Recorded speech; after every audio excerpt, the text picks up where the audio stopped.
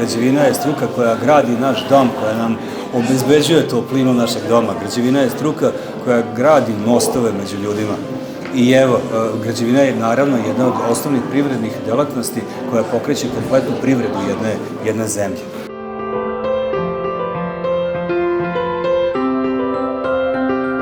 Ovo je manifestacija koja ima funkciju karijernog vođenja, pre svega.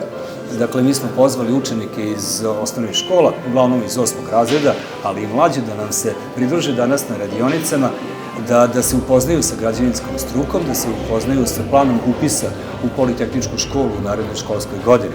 U tom smislu, u građevinskoj školi negujemo veštine i znanja koje će omogućiti ovim našim srednjoškolcima da se uključe u svet rada, ali i da nastave svoje školovanje. Planiram da upišem za arhitektonskog tehničara i došla sam da vidim, da čujem kako je to. Na tehničkom, u osnovnoj školi kad smo radili crteže tehničke i kad smo radili nešto na časovima praktičan rad ili tako nešto, onda mi se jako svidelo pa sam mislila da dođem ovdje prvo tehničkom, da nastavim dalje. Došla sam u ovu školu jer me zanima jako. Zanima me stolar i likovni tehničar. Škola je stvarno lepa i sviđa mi se kakvi su nastavnici i deca ovde.